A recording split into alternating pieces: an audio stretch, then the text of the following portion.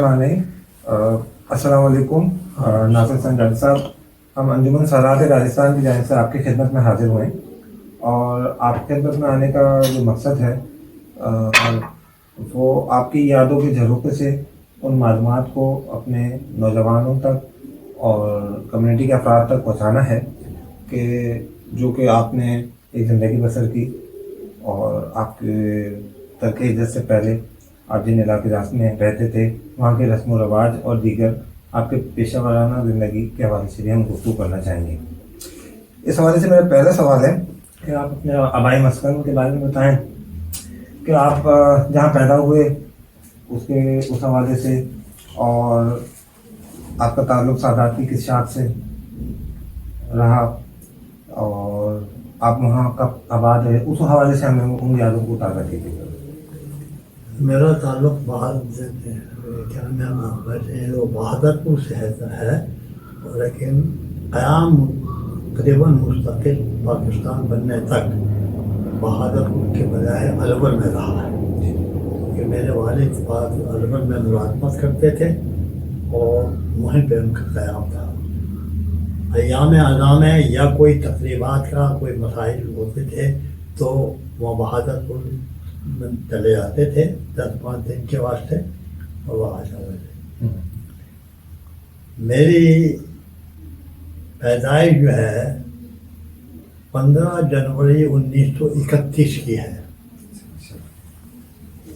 Alwar state میں الور شہر میں الور شہر میں اور وہیں سے ابتدائی تعلیم حاصل کی. وہاں پر تعلیم کا جہاں تک نظام تھا وہاں ایک پہلے صرف اسکول مڈل اسکول ہوا کرتا تھا ہاروے مڈل اسکول کے نام سے. اس میں مڈل تک رہا پھر وہ اسکول ختم ہو گیا اور اس کی جگہ 2 اسکول ہائی اسکول قائم کیے گئے. ایک کا نام تھا پرتاپ ہائی اسکول دوسرے کا نام تھا یشونت ہائی اسکول. لیکن کچھ تھوڑی دن کے بعد ہی پرتاپ ہائی اسکول کو بھی ختم کر کے ضم کر دیا یشونت ہائی اسکول میں. تو میں مڈل پاس کرنے کے بعد 9th کے اندر جو ہے یشونت ہائی اسکول میں میرا ٹرانسفر ہو گیا داخلہ ہو گیا اور میں نے وہاں میٹرک تک تعلیم حاصل کی. ہائی اسکول تھا میٹرک تک تعلیم حاصل کے امتحان 1947 میں دیا. لیکن اس سے قبل کہ رزلٹ آؤٹ ہو حالات ارد گرد کے خراب ہونے شروع ہو گئے اس پاکستان کے قائم کے سلسلے میں اور لہذا ہمیں مجبوراً گھر چھوڑنا پڑا عارضی طور پر کیونکہ ہمارے شہر کا جہاں تک تعلق تھا وہاں کا نظام اتنا اچھا تھا کہ وہاں کسی قسم کی کوئی گڑبڑ نہیں ہوئی. وہاں ہندو ہو مسلمان ہو سکھ ہو عیسائی ہو یہ سب مشترکہ طور پہ رہتے تھے ایک دوسرے کے غم و خوشی میں شریک ہوتے تھے اور بھائی چارے کا ماحول تھا. لہذا کسی قسم کا وہاں اندیشہ اس بات کا نہ تھا کہ کوئی کسی قسم کا فتنہ اور فساد ہو. وہاں کا جو نظام وہ ایک الور اسٹیٹ تھی اور وہ راجپوتوں کی اسٹیٹ تھی. جس وقت میری پیدائش ہوئی اس وقت مہاراجہ جے سنگھ تھے جو حکمراں تھے وہاں پر اور تقریباً میں سمجھتا ہوں کہ میری 7-8 سال کی عمر جب ہوئی ہے اس کی کیا نام ہے جے سنگھ صاحب کی ڈیتھ ہو گئی. اس کے بعد کا بیٹا پرتاپ سنگھ حکمراں بن گیا لیکن وہ بھی اپنے باپ کی طرح سے بالکل بہت اچھا انتظام تھا اور کوئی سنی شیعہ مہاجر وغیرہ میں مسلمان اور غیر مسلم کے اندر کوئی تنازع نہیں تھا. ایک دوسرے سے ملنا جلنا اور محبت کا سب کے غمی خوشی میں سب شریک ہوتے ہیں.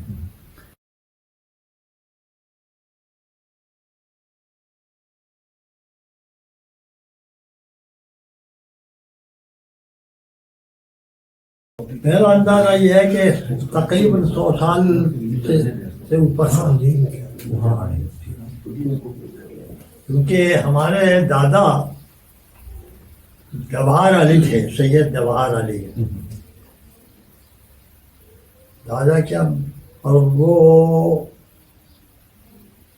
تقریباً شاید 100 سال پہلے سے بہادر پور میں گھومتے ہوئے آ گئے تھے۔ اصل مسئلہ یہ تھا کہ ہمارے جو پردادا سردادا تھے وہ سب کے سب وہ عراق میں ہوتے تھے۔ ان کے ایک بھائی جو تھے گھومتے پھرتے وہ مختلف علاقوں سے، یہ علماء تھے، اپنے وقت کے جیت علماء تھے، وہ گھومتے پھرتے ایک بڑے بڑھائی انڈیا میں بھی آ گئے۔ انڈیا میں آنے کے بعد ایک بھائی جو تھے وہ لاہور وغیرہ میں، لکھنؤ میں سیٹل ہو گئے، کیونکہ لکھنؤ کا ماحول شیعت کا زیادہ تھا تو وہ وہیں پر قائم ہو گئے۔ اس کے بعد میرے جو پردادا تھے جواہر علی صاحب، وہ بھی بعد میں ان کے ساتھ واپس گھومتے ہوئے ادھر وہ بھی آ گئے، وہ بھی لکھنؤ گئے، لکھنؤ سے مختلف مقامات پہ گھومتے گھومتے گھومتے گھومتے آخر کار الور اسٹیٹ کے اندر بہادر پور میں آ گئے۔ اب بہادر پور کے میں ایک بات بتاؤں کہ بہادر پور پہلے الور نہیں تھا، بہادر پور اسٹیٹ جو تھا وہ ایک اسٹیٹ تھی، ریاست تھی، اور یہ اسٹیٹ اکبر بادشاہ نے قائم کے زمانے میں تھی، لہذا وہاں کے انہوں نے پہلے ہمارے پردادا ان کو بھی کہا کہ بھائی آپ آ جائیں، انہوں نے انکار کر دیا کہ ہمارا اس سے کوئی تعلق نہیں، لہذا راجپوت وہاں پر ایک مقرر کر دیے گئے، وہ بہادر پور اسٹیٹ تھی، اور وہاں پر ایک قلعہ بھی تھا اور ان کا اپنا محل بھی تھا۔ ظاہر وقت کے لحاظ سے ٹوٹ پھوٹ کا شکار ہو گیا۔ آج بھی جو میری اطلاع ہے اس کے لحاظ سے اس کے آثار وہاں موجود ہیں، محل کی بھی، محل تو کافی حد تک زیادہ مسمار خراب نہیں ہوا، لیکن بہرحال کافی ٹوٹ پھوٹ کا شکار ہو گیا، اور قلعہ جو ہے وہ کافی ختم ہو گیا تھا، مگر اس کے آثار ابھی بھی باقی ہیں جو انٹرنیٹ وغیرہ کے ذریعے سے پتہ لگتا ہے۔ بعد میں جب الور اسٹیٹ کریٹ ہوا تو بہادر پور بھی اس میں شامل ہو گیا، اور الور کے بہت سے گاؤں تھے، یعنی کھیرتل تھا، تجارہ تھا، کھیڑلی تھا، بانسور تھا، آپ کے کوٹری تھا، اس طرح سے بہت سارے چھوٹے دیہات، جس میں دو بڑے جو دیہات تھے وہ کھیرتل اور بہادر پور۔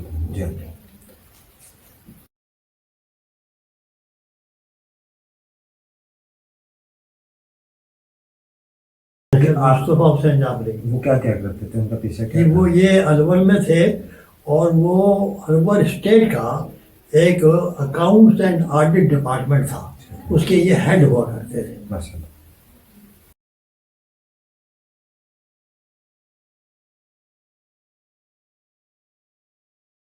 الور شہر کا جہاں تک تعلق ہے، وہاں شیعوں کی کوئی مسجد نہیں تھی۔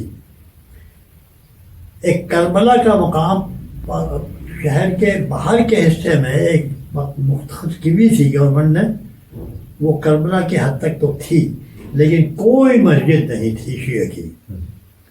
اہل سنت کی وہاں ایک جامع مسجد تھی پورے الور کے لیے، جو میرے اپنے محلہ مفتی پاڑیا جو میرا محلہ تھا اس میں وہ واقع تھی، اور اس کا ایک حصہ تو گلی کے اندر آتا تھا محلے کے اندر، اور دوسرا حصہ باہر مین بازار کا روڈ جو تھا اس پہ آتا تھا، جو جامع مسجد تھی۔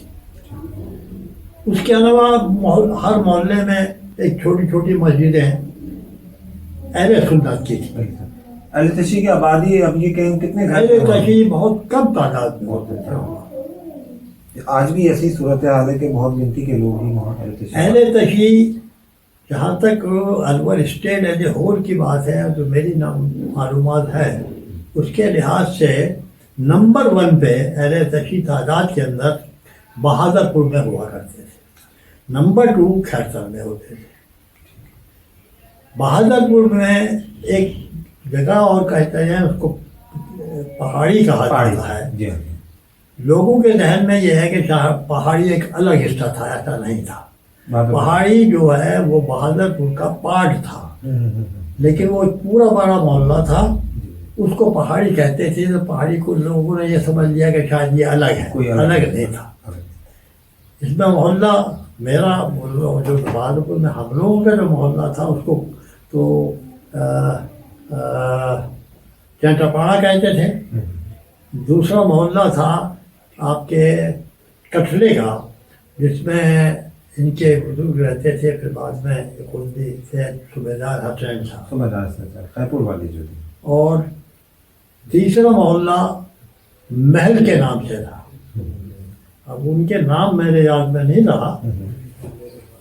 चौथा मोहल्ला ये आपके दीवान खाना था, जिसमें सारे के सारे तकवी बिरादरान रहते थे। हमारे मोहल्ले में जाफरी वाले एक फैमिली थी,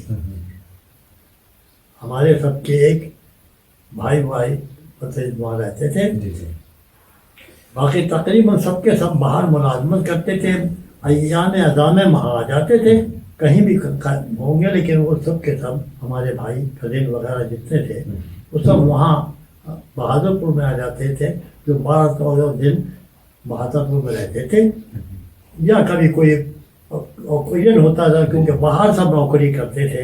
कोई दिल्ली में नौकरी करता था और कोई अलवर में नौकरी करता था और कोई आर्मी में भी काम करते थे। मेरे ताए जो थे वो कर्नल ब्रिटिश गवर्नमेंट के थे, और वो आप उससे अंदाज़ा लगाइए कि उनकी उम्र का भी आप अंदाज़ा लगाइए कि पहली जंग अजीम में उन्होंने हिस्सा लिया। उनका नाम था सैयद अब्बास अली जाफरी, कर्नल सैयद अब्बास अली जाफरी। पहली जंग अजीम में अंग्रेजी फौज के साथ, इंग्लिश फौज के साथ उन्होंने जंग में हिस्सा लिया, और वहाँ से 1915 में गालिबन जंग जब हो गई तो उस वक्त ये वापस लौटे वाया अफगानिस्तान और सूबे सरहद। इसका एक बहुत इम्पोर्टेंट वाक़ा इनका ये था जी बताइए कि अपने जो ग्रुप को लीड ये कर रहे थे उसके साथ ये लौटे। तो जब ये सूबे सरहद जो कहते थे पहले, जो आज का खैबर पख्तूनख्वा है, उसकी एक स्टेट होती थी,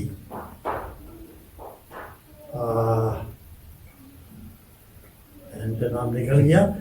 उसके नवाब जो थे उन्होंने इनके दस्ते को अपने यहाँ रोक लिया। वो कहना कि एक दिन मेरे यहाँ क़याम रखेंगे, मेरे मेहमान के, लिहाजा ये पूरे दिन अपने दस्ते के साथ वहाँ रहे।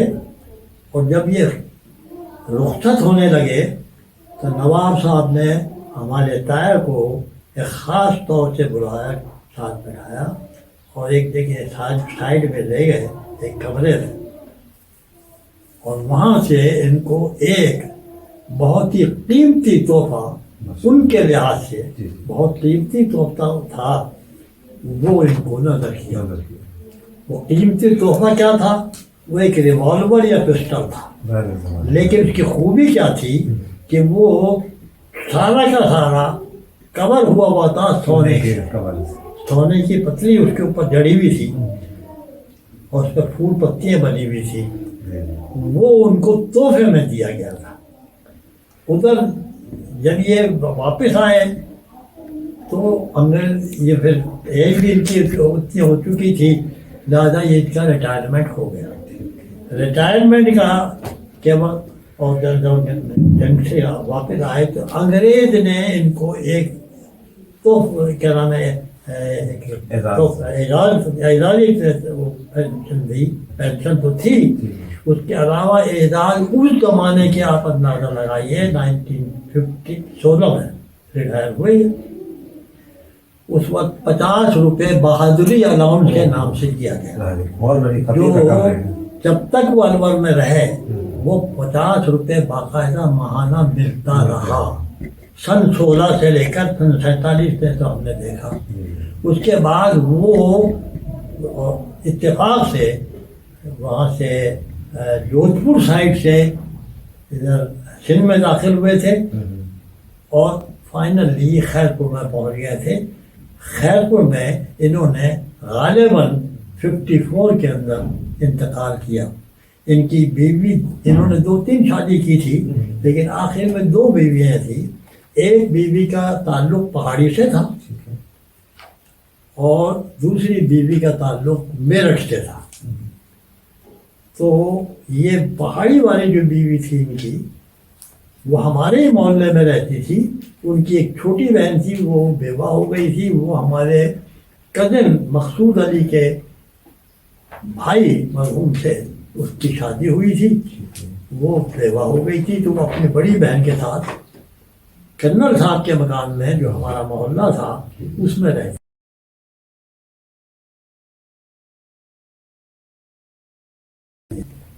اسکول کا تعلق تو میں بتا چکا ہوں. میں اسکول کے متعلق تو ایک کالج تھا وہاں پر جو یہ تک تھا، اور یہ راجپوتانہ بورڈ سے ایفیلیٹڈ تھے اسکول بھی اور وہ کالج بھی.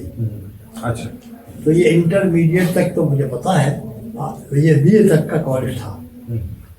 تو یہ بورڈ آف کیا نام ہے راجپوتانہ سے تھا، اس سے ایفیلیٹڈ تھا.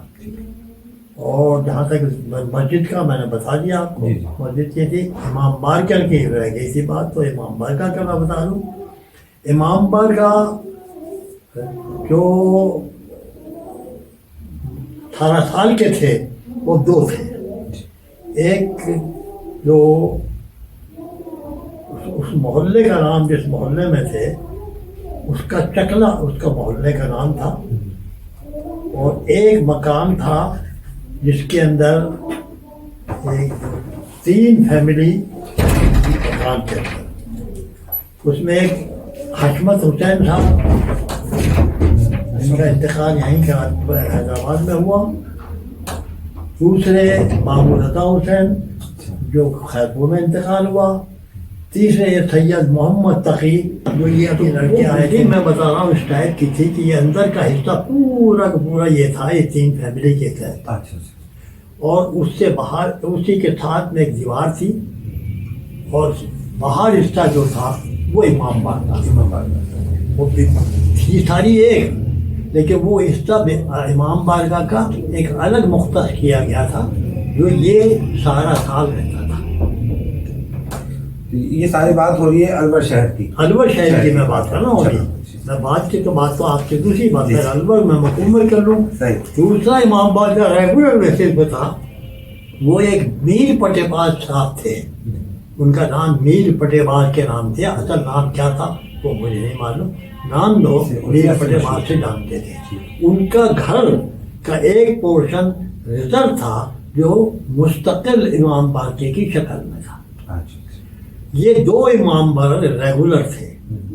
اس کے علاوہ جو مجالس کا تعلق تھا تو میرے اطلاع کے لحاظ سے، میری علم کے لحاظ سے 4 جگہ محرم کی 1 2 3 4 جگہ محرم کے 10 دن مجلس ہوتی تھی. ایک تو یہ جو میں نے امام بارگاہ بتا دیا اسمت صاحب جہاں رہتے تھے.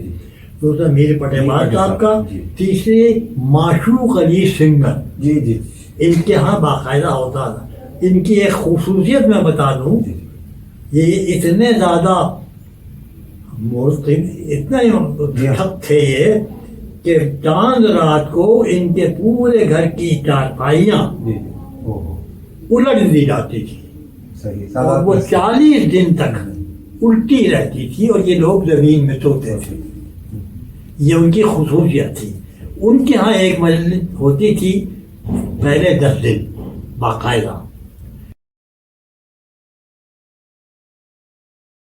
جہاں تک اب پہلے امام بارگاہ کی سوز خانی تھی وہ ان کے دادا محمد تقی تھے.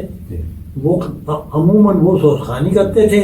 बाकी कभी हदीस पढ़नी हुई तो हशमत साहब उस वक्त काबिल हो गए थे, हशमत साहब पढ़ लेते, वरना कोई ना कोई आपके तहतुल लफ्ज असल में पढ़ा जाता था। मेरे जमाने से पहले जो मुझे बताते थे खुद, वो हालांकि वो मेरे सगे फूफा, छोटे फूफा थे, वो हमारे साथ ही रहते थे अलवर में, रहने वाले तो खैरतल के थे, चौधरी बिरादान की फैमिली। जी जी जी। तो चौधरी शब्बीर हुसैन के सगे चाचा थे, वो मेरे सगे फूफा थे। तो वो तहतुल लफ्ज में बड़े मशहूर थे। तहतुल लफ्ज की मजलिस वो अलवर में भी पढ़ते थे और खैरतल में भी पढ़ते थे मेरे ही जमाने से पहले। लेकिन क्योंकि उनका इंतकाल बहुत बाद में हुआ, तो वो तो खैरपुर में आकर इंतकाल हुआ है 52 में। तो वो सोचखानी एक वाक़ा वहाँ पर इत्तेफाक से मेरी पैदाइश से पहले सुना था कि हुआ था कि वो उस चक्रे के इमाम बारगाह में तहतुल लफ्ज पढ़ रहे थे। कुछ ऐसा मजमून शायद आया था और कुछ शैतान किस्म के लोग थे, ये इत्तेफाक से उनके ऊपर कोई अटैक हुआ था। अच्छा, ये एक वाक़ा था। उसके बाद से उन्होंने पढ़ना छोड़ दिया था। लेकिन खैरतल में भी वो तहतुल लफ्ज पढ़ा करते थे। उसके बाद जो मैंने सुना है वो राजा जी खैरतल में पढ़ते थे, वो भी तहतुल लफ्ज पढ़ते।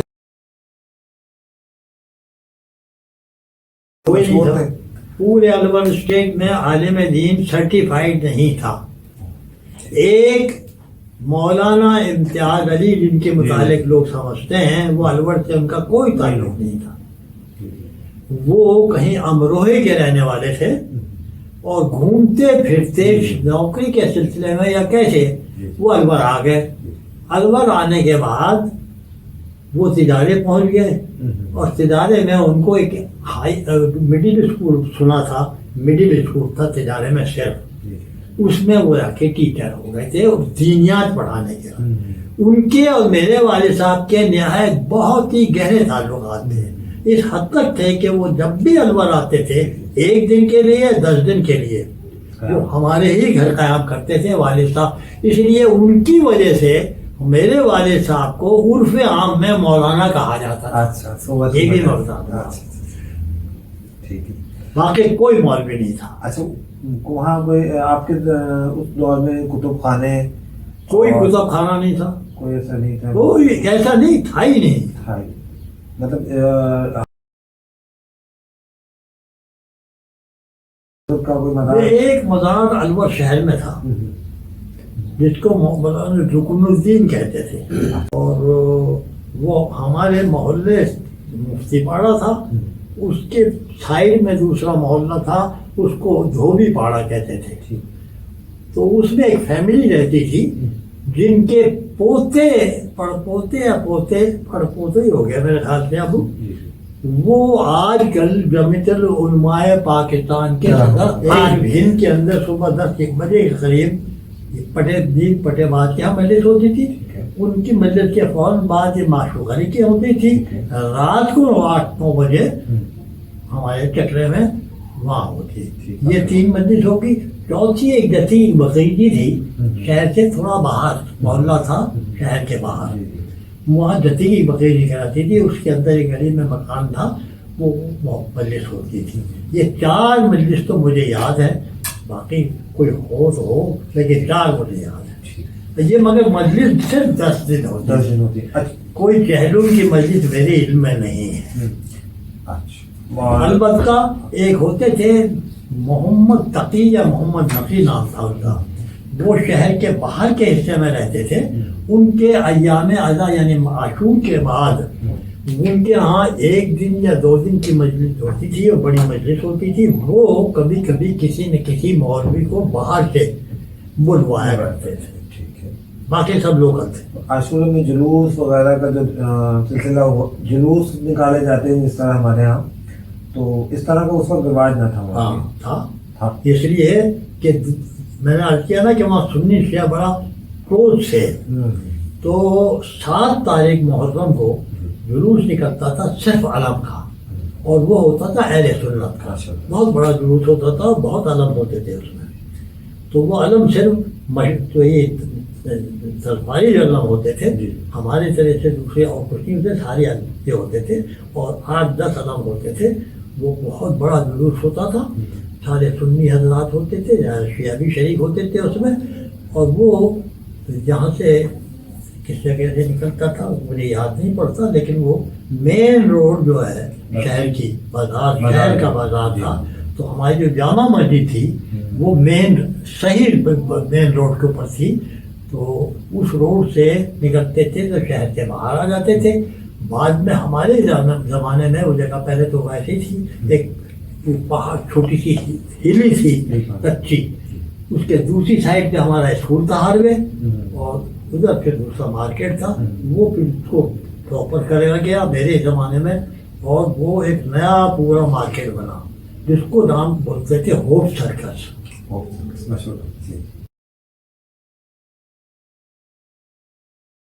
تو یہ جیسے شہر کا مین بازار ختم ہوا. اچھا، بازار کی روڈوں کا حال یہ دیکھیے کہ یہ ڈامبر والی روڈ نہیں تھی، بلکہ بنسی کا پتھر جو کہتے ہیں اس کی سل ہوتی تھی بہت لمبی، تقریباً یعنی یہ پورا جو ہے اس سے بڑی تقریباً ہوتی تھی. وہ پوری روڈوں پہ بچھی ہوئی تھی. اچھا، وہاں کی خوبصورتی یہ تھی کہ بیچ بازار کے اندر ایک تھا جس کو کہتے تھے ترپولیا. تو اس کے 4 دروازے تھے، بڑی خوبصورت بلڈنگ بنی ہوئی تھی، اس کے پلر بھی بڑے خوبصورت تھے. اس میں سے مین روڈ آئی، اسٹیشن سے گھوم کے جاتی تھی، شہر کے اندر آئی، شہر سے شروع ہوئی، پھر ہمارے مسجد کے پاس سے نکلی، مسجد میں سب ختم ہوا. یہ مین بازار تھا. تو اس میں وہ پھر آ گیا جیسے چوراہا بن گیا، اور چوراہے میں ایک راستہ جاتا تھا محل سائڈ پہ، لاجیا کہہ رہتے تھے، اس کے محلہ برابر محل کے برابر میں محلہ تھا، وہ لاجیا تھا. اور اس کا ایک سے پہلے کھلی جگہ تھی، وہ بھی ایک بازار ٹائپ کا تھا جس میں کچھ اشیاء ملتی تھی. اور دوسرا اس سائڈ پہ سیدھے آدمی کے تھا، اس کو منشی بازار کہتے تھے. وہ آگے مڑتا تھا تو وہ درجے گلی کہلاتی تھی، اور اسی پہ معشوق علی کی پوزیشن بتاؤں کہ جہاں یہ ترکولیا تھا، اس کے بعد آگے محل کی بات ہے. محل اس کا بہت خوبصورت محل بنا ہوا تھا. اور اس کے ایک سائڈ یہ بڑی خوبی بات تھی اس میں، جودھپور سائڈ سے ایک رینج چلی تھی اراولی پہاڑ کی. وہ اراولی پہاڑ جو ہے ہمارے الور میں سے گزر رہا تھا، یعنی وہ الور کی باؤنڈری تھی ایک سائڈ کی. اور اس پہاڑی کے الور اراولی پہاڑ کے اور محل کے بیچ میں ایک کافی بڑی جگہ تھی جس کو چھاگر کہا جاتا تھا. وہ تالاب تھا بہترین، تو خوبصورت چاروں طرف سے بنا ہوا تھا. وہی بنسی روڈ پتھر وہاں بڑا عام تھا، وہ بٹ بچھا ہوا تھا. اور وہ ادھر ادھر لوگوں کو بیٹھنے کی جگہیں بھی تھی. ادھر وہ تھا، ادھر محل تھا. ادھر یہاں سے نکل جانے کے بعد وہ محلے میں چلے جاتے تھے. وہ محلہ ہمارا لاجیا بہت خوبصورت محلہ تھا. ان کی بیٹھنے کی جگہیں بھی بنی ہوئی تھی مہارانی کی اور ان کی وہ اس کا نظارہ کرتے تھے. اور جب وہاں پہ لوگ آتے تھے وقتاً فوقتاً، وہ بھی ان کو بیٹھنے کی اجازت تھی، وہ آتے بیٹھتے تھے انجوائے سے. اس میں خوبی ایسی ہے کہ اراولی پہاڑ کا وہ جو حصہ تھا اس میں شیر ایک زمانے میں بہت تھے. وہ ہم نے سنا. ہمارے پھوپھا جو مرحوم تھے مبارک علی صاحب، وہ پولیس میں ملازم ہوا کرتے تھے میرے سے پہلے. وہ ریٹائر ہو چکے تھے میری پیدائش سے تو، لیکن وہ خود بھی بتاتے تھے. تو ان کو ایک ہاکا پلٹن کے نام سے مشہور ہوئی. یہ بھی خاص بات ہے وہاں کے شہر کی. ہاکا پلٹن میں کام یہ تھا کہ وہ شیروں کو گھیرتے تھے، اور شیر کے مہاراجا جا کر ان کی شکار کرتے تھے. تو وہ پہاڑی بھی میں نے اوپر سے دیکھی ہے، میں گیا ہوں پہاڑی پر، اور ہم اسٹوڈنٹ کیسے تھے پہاڑوں پہ جاتے تھے. اور ہمارا ایک بڑا مشہور واقعہ رہا ہمارا ذاتی، وہ یہ تھا کہ ہم جناب یشونت اسکول میں جب ہم تھے تو وہاں لڑکوں نے کہا کہ بھائی چلو آج پہاڑی پہ چلنا ہے. تو چلو، تو وہ وہیں سے یہ شہر کے باہر سے راستہ نکلتا تھا. تو وہ اسکول تھا ہمارا، وہ پہاڑی کے نیچے تھا. यशवंत स्कूल। तो वहाँ से घूम के हम जो पहाड़ी पे चले तो वहाँ हमारे लड़के जो थे मेरे ख्याल से 20-25-30 लड़के थे सब। अच्छा, वो उसमें एक हमारा साथी जो था वो भी बहादुरपुर के एक्चुअली थे, लेकिन रहते थे अलवर में। हाफिज अब्दुल हकीम एक मशहूर हुआ करते थे, वो थे तो बहादुरपुर के, और हमारे मोहल्ले के नज़दीक ही वहाँ पर बहादुरपुर में उनका मकान था। मगर शहर में भी हमारे घर के नज़दीक ही रहती थी उनकी एक मकान था, वो नज़दीक ही था। बीच में यानी समझिए कि जो जामा मस्जिद और हमारे मकान के बीच में जो जगह थी उसमें एक उनका वाहिद मकान था जो खाए के थे, बाकी एक छोटी कौम रहती थी उसको। तो बहरहाल वो ये शोर मचाता हुआ चल रहा था। तो जैसे ऊपर थोड़ा सा चढ़े तो एकदम से एक केव के अंदर से पैर शेर का बाहर निकल आया। बस फिर क्या था, शेर लड़कों को तो परेशानी हो गई, तो भाई क्या करे। तो हमारे टीचर भी साथ थे, टीचर ने कहा देखो सब मिलकर शोर मचाओ। तो हम लोगों ने शोर मचाना शुरू किया, तो वो बेचारे शेर अंदर चले गए। ये हमारा देखा हुआ। फिर हम ऊपर तक गए तो पहाड़ी हमारी देखी हुई थी। तो वो पहाड़ी उसकी बड़ी मशहूर थी और बड़ी उम्दा उसकी लोकेशन थी। तो बहर का उसका बड़ा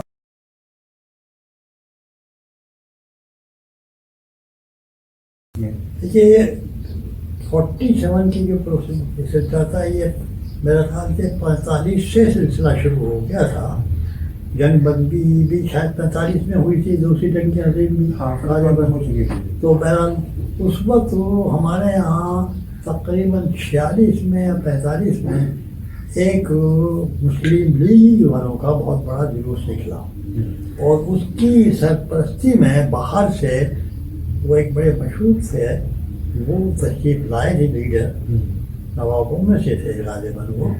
वो मेरा नाम जहन में से नहीं निकल गया। तो वो उसमें उन्होंने लीड किया था उसको, जिसमें हमारे ये रिटायर होकर आ गए थे हसनैन साहब, और वो भी उसमें शरीक हुए थे, उन्होंने भी उसमें तकरीर की थी। तो ये तो वहाँ से तो मकसद मैंने जैसा कहा किया था कि वहाँ पे बड़ा इत्तेहाद और इत्तेफाक था, किसी किस्म की कोई गड़बड़ नहीं थी। वो बड़े शानदार तरीके से शहर के बीच में से निकला था, और तमाम हिंदू ने भी बाकायदा उसको वेलकम किया था। उसके बाद फिर ब्रिटिशर की कुछ पॉलिसी और कुछ एक्सट्रीमिस्ट लोग जो आउटसाइड थे उनकी कुछ पॉलिसी बनी।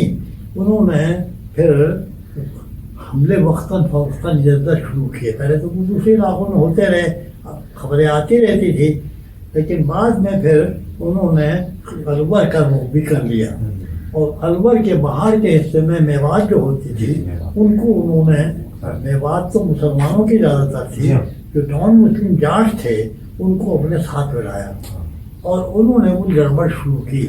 जब मालूम हुआ शहर वालों को कि भाई भी गड़बड़ शुरू हुई, तो एक साहब तो होते थे, मेरा ख्याल है उनका जो सही नाम अगर याद है तो अहमद अली शायद नाम था उनका गालिबन।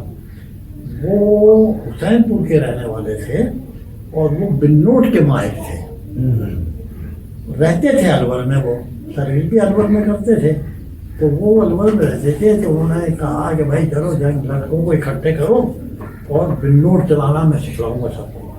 तो इत्तेफाक से हमारे जो हवेली थी, काफ़ी बड़ी हवेली थी, जो शहर में मैं समझता हूँ शायद उससे बड़ी कोई हवेली जाती कोई देखी नहीं थी।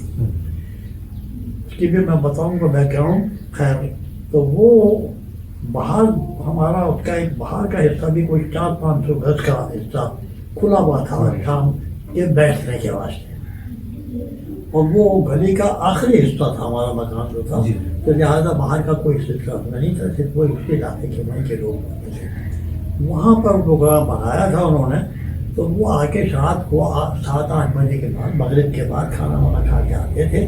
तो फिर वो लड़का को इकट्ठे करते थे नौजवानों को, और उनको वो बिन्नोट का सिलसिला शुरू किया था उन्होंने सिखलाने का। ज़रा सा आपकी बात को तवक्कुफ करूँगा कि थोड़ा सा देखने वालों को ये बताइए कि बिन्नोट क्या है। ये रारे ये लकड़ी का एक खेल होता था। ठीक है, बिन्नोट एक लकड़ी का खेल होता था। वो लकड़ी से और कुछ एक किसी चीज़ को एक रुमाल में सिक्का जैसे बांध लिया और बांध के उसको घुमाने का था, हथियार के तौर पे इस्तेमाल हथियार का। उसका हथियार ऐसा होता था कि अगर किसी की गांव लग गया तो सच को इतना नुकसान पहुंचाएगा कि फिर आदमी जमीन में गिर जाएगा। तो ये बड़ा खतरनाक किस्म का ये खेल था और उसमें बड़े माहिर थे वो। ठीक। अहमद साहब नाम शायद अहमद अली नाम था, और नवाज का में वो शकील हुए थे, वहीं उनकी डेथ हुई पाकिस्तान में आने के बाद। ये है। अब दूसरी चीज ये कि जब ये बात बाहर बढ़ती चली गई, उसमें एक छोटा सा हादसा मेरा खुद साथी हुआ था कि वो तलवार, क्योंकि वहाँ सिस्टम जो था हर घर में 2 4 5 तलवार तो होनी ही होनी थी, ये लाजमी थे। तो हमारे में 2 4 5 तलवारें होती थी। तो उस वक्त एक तलवार मुझे भी दे दी गई। मेरा कमरा था, मैं उसमें हम लोग 2 4 मिनट में पढ़ा पढ़ते थे, भी साथ पर स्टडी करते थे और फिर मैं अकेला उसमें सोता था। तो वो तलवार साइड में लटकी हुई थी, पता नहीं उसका जो बयान तो कवर वो सही तरह से बना था नहीं बना था। रात को सोते हुए तकरीबन एकदम शोर मचा, धाड़ आ गई, उसको कहते हैं धाड़ आ गई। वो जैसे मैं खुद मेरा एकदम से उसके पर हाथ पड़ा, ये बिल्कुल लास्ट डेट की बात है। वो इत्तेफाक से वो निकल गया कवर उसका, और कवर लग गया तो हाथ चला सा मेरे ये हाथ में बाकायदा लग गया। उसके बाद खून मेरा लग गया। मैं उसी वक्त कोई आ गया, उसने पकड़ा और पूरा मालूम था क्या क्या क्या किया। और वो पट्टी बंधे हुए पाकिस्तान में हम एंटर हुए, ये भी याद है। तो बहरहाल वो एक वाक़ा हुआ था। तो वो बाहर के हमले होते थे, तो लोगों ने वहाँ पे जो खुद हिंदुओं ने भी ये बल्कि कहा, दूसरों ने भी कहा कि बेहतर यह है उन दिनों के 8 लोग इधर उधर हो जाए और 10 5 दिन 15 दिन के मसला है, सब कंट्रोल हो जाएगा, फिर वापस आ जाइए। तो हमने क्या किया, अपने हवेली को बंद किया, कोई सामान नहीं उठाया, ताला लगाया, सिवाय चंद बहुत ही जरूरी चीज़ें करने का ज़माना था, इसलिए भी कोई बड़ा बिस्तर में नहीं लगा था, हल्का सा काम लेकर। अच्छा एक यहाँ मैं बता दूँ, ये जब हंगामे चले तो एहतियातन वहाँ पर एक सिलसिला चला कि मैं भाई कुछ खाने के वास्ते बंदोबस्त रखता। अच्छा वो क्योंकि हमारा इलाका ऐसा था, जब चने का ये बड़ा इलाका के कुछ एक्स्ट्रा रख लिए कि अगर खुदा ना खा कोई ऐसा वाक़ा हुआ घर में अंदर है तो कम से कम चने तो खा लेंगे। तो बहरहाल हमने कोई सामान नहीं लिया, हद ये है कि हमने ना हथियार लिए, ना कुछ लिए, ना कुछ नहीं रखा। बस थोड़ा सा लेकर हमने कहा जो रेवाड़ी थोड़ी सी जगह थी दिल्ली साइड में, हम उस तरह निकले, बजाय इसके कि लोग तो जाए जयपुर साइड, लोग जयपुर इधर था, रेवाड़ी दिल्ली साइड में था। तो हम रेवाड़ी की तरफ पहुँचे। रेवाड़ी में भी हमारे एक सामने जो रहते थे उनका इलाज वाले रहते थे वहाँ पर, तो उनको पैगाम पहुँच गया था कि भाई हमारे लिए कोई बंदोबस्त कर देना, हम आ रहे हैं। तो वहीं पर अगर हम गए और वहाँ जाके कि भाई 15 दिन 20 दिन की तो बात है, वापस आ जाएंगे। कुछ हमारा नहीं उठाया, तो सारी पूरी फैमिली भाई हमारे फूफा के, तो हम साथ में मेरे फूफा, मेरे फूफी और मेरी खाला और उनका एक लड़का, मेरे मामू और मेरी मोमानी, मैं और हमारी सिस्टर और वालदा, ये सब साथ में 10 आदमी तकरीबन थे। वो रेवाड़ी में आके ठहरे। एक मकान का उन्होंने पहले बंदोबस्त कर दिया था, उस मकान में हम वहाँ पर गए। जब कुछ 15 दिन गुजर गए तो हम लोगों ने कहा भाई कोई खबर तो नहीं आ रही है, भाई तो ऐसा करो थोड़ा चले जाओ, कोई ना कोई जाए वहाँ देखें क्या पोजीशन है और वहाँ से कुछ और जरूरी सामान ले आओ। तो वालिद साहब और हमारे मामू वहाँ से अलवर वापस आए, वहाँ से दूसरे दिन वापस लौट आए और फिर भी कुछ क्या लेके आए, 2-3 कागज लेके आए बड़े इम्पोर्टेंट कदम। इसमें एक कागज हमारे लिए बड़ा, दो कागज बहुत अहम थे। एक तो ये लगा सामने थाना फिजा है हमारा, दूसरा एक बहुत इम्पोर्टेंट कागज था वो जिसके तहत औरंगजेब शहनशाह औरंगजेब ने हमारे नाना के वालिद परनाना को अपने दौर में उनके तबीब अव्वल थे, वो पूरे इंडिया के लिहाज से वो उनके खास तबीब थे, उनको गिफ्ट किया था। अलवर उस जमाने में खाली पड़ा हुआ था, ये तो दस्तखत खुद और लेके वो ओरिजिनल कागज वो साथ लेकर और एक आध छोटी मोटी चीज हल्की है कि वो पिस्टल भी वहीं छोड़ दी जो हमारे लिए बहुत जरूरी थी। और वो पिस्टल एक्चुअली मुझे दी थी हमारे ताया ने, खास तौर से पूरे खानदान ने मुझे सिलेक्ट किया था, वरनों ने थे तरह रहते थे वहाँ पर। तो उन्होंने आखिरी वक्त में मुझे बुलाया, बुलाने के बाद कहा कि बेटे ये मैंने रखी हुई थी और ये सोचता था कि हाँ और कोई ऐसा नहीं है जिसको मैं दे सकूं, तुम हो।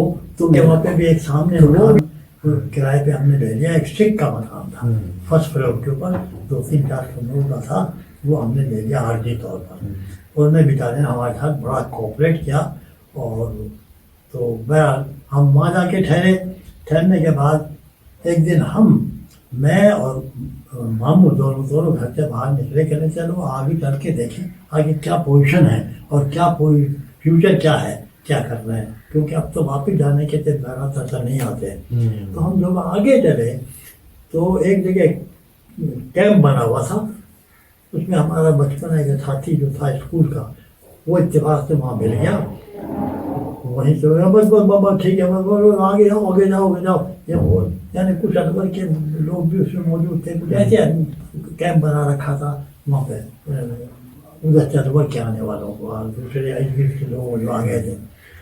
तो हम वहाँ जब थोड़ा सा आगे, हमारे साथ हादसा जो हुआ, वहाँ सामने थोड़े से आगे जो चले तो ये फर्नीचर गुड़ जो होती बड़ी बड़ी लट्ठे बड़े बड़े से पूरा इलाका लकड़ियों के लगा हुआ था। एक रास्ते में रहते था तो मामू ने कहा चलो आगे तो देखे क्या है।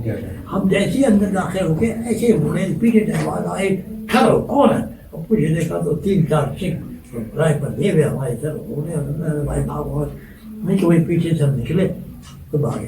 कोई बात नहीं, खैर जैसे जैसे दिन निकल गया है।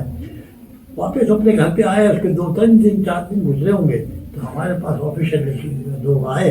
उन्होंने कहा जी बात यह है कि आप लोग क्यों हमने क्या नाम है स्पेशल ट्रेन का अरेंजमेंट किया हुआ है और एक दिन में 3 ट्रेन चलेंगे, एक सुबह 8-9 बजे, एक सुबह 1-2 बजे, एक शाम को 5 बजे 6 बजे। स्पेशल ट्रेन जाएंगी, लाहौर ले जाएंगे आप, तो आप लोग पाकिस्तान में दाखिल हो सकेंगे। ये अगस्त का शुरू का हिस्सा था। तो लिहाजा हमको वहाँ पर से ले गए तो वो बनाया था कैंप हुमायूं के मकबरे पर। अच्छा। तो हम वहाँ रात पूरी रात वहाँ रुके, तो ख्याल ये था कि शायद 2-3 दिन रुकेंगे, लेकिन रात ही में रुके और सुबह ही हमारे पास पैगाम आया कि भाई आप चले। यहाँ ये कितने की बात बताऊँ, वहाँ पर हमारे साथ बड़ा हम तो बच गए। उन्होंने क्या किया, रात को चावल खाने में सप्लाई किए थे ऑफिशियली वहाँ के बस जो कैंप में से, उसके अंदर छोटी छोटी हरी गोली डालती थी, वो जहरीली गोलियाँ थी। हम जब सुबह वहाँ से निकले हैं, हमें सुबह ही दूसरे दिन ही कहा कि चलिए आपकी ट्रेन है, आपकी ट्रेन में पहली में या दूसरी में नंबर होगा आपका। चलो देखें तो बाहर का हिस्सा जो खाली पड़ा हुआ था, मालूम कब्रें बनी हुई थी, वहाँ पर 20 कब्रें बनी हुई थी, रात में 20 लोग मर गए वो खा के, वहीं जो मर गया और उनको वहीं के वहीं दफना दिया। तो खैर हम आगे ट्रेन पे, हमारी पहले ट्रेन में हिस्सा नहीं मिला, दूसरी ट्रेन में हमें हिस्सा मिला और ऐसे मेले के साथ जिसको हम दाखिल हुए हैं। और मत की अलग जगह नहीं थी, सब कंबाइंड थे उसके अंदर, जिसमें दिल्ली वाले भी बहुत सारे लोग थे, खुद दिल्ली के ओरिजिनल रहने वाले। अच्छा, वो भी थे। तो इस अंदाज से थे कि अगर पाँव नीचे रख दिया तो उठा के ऊपर उठा दिया तो नीचे रखना मुश्किल हो जाता है। ये तक तो कैपेसिटी जो कहते हैं। तो खैर दाना वहाँ चले, वहाँ से फिर बीच में से एक स्टेशन आता है पंजाब साइड का, क्या नाम है, बड़ा मशहूर नाम है, अम्बाला है, अमृतसर, अम्बाला से आगे अमृतसर है, अमृतसर पे एक ट्रेन आके खड़ी हो गई। अच्छा, और फिर ट्रेन खड़ी नहीं हुई बल्कि स्टेशन साइड से पीछे ले गए। लेकिन वहाँ हमारे साथ एक हादसा हुआ कि लोग शोर मचा रहे थे, गर्मी शदीद है, पानी बिल्कुल नहीं है, प्यास बड़ी लग रही है। तो हमने सोचा कि चलो भाई कुछ पानी का बंदोबस्त करें। तो बड़ी मुश्किल, लोगों ने कहा भाई उतरोगे चढ़ोगे कैसे आते हो? मैंने भाई जो भी होगा अल्लाह मालिक के लेते हैं। मैं, मेरे मामू और मेरे मामू खानदान भाई तीनों नीचे उतरे कि हम थोड़ा सा पानी आगे से ले लेंगे किसी चीज़ में।